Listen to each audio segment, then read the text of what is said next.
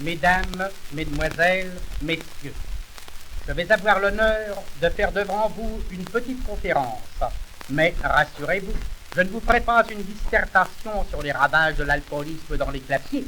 Je traiterai d'une façon moins aride et plus délicate. Je vais vous parler sur l'amour.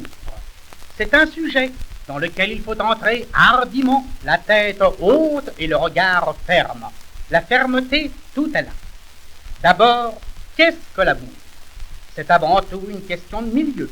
Chacun, selon sa position sociale, a une conception particulière de l'amour. Pour le financier, l'amour, c'est un coup de bourse, une valeur que l'on peut tirer à vue, une opération tantôt à la hausse, tantôt à la baisse, le plus souvent à la baisse, hélas. Pour l'homme politique, l'amour, c'est une séance de nuit qui commence à la chambre et finit au cabinet de toilette, bien entendu. Pour le paysan, c'est une question de labour.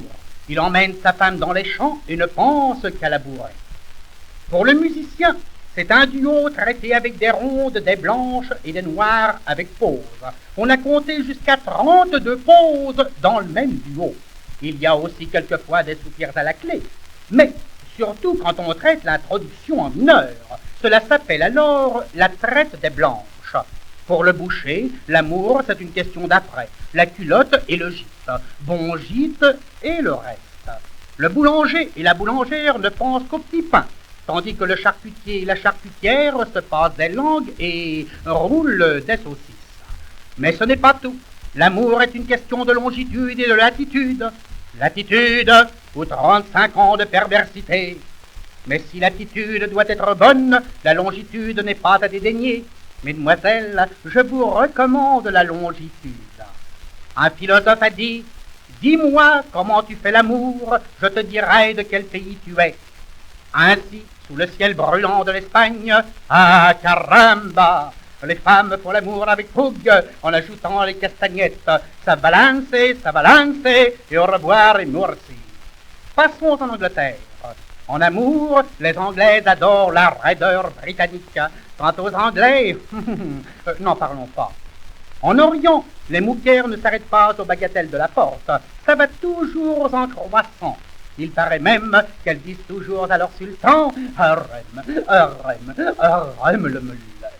Non, vous ne pouvez pas comprendre, c'est du turc.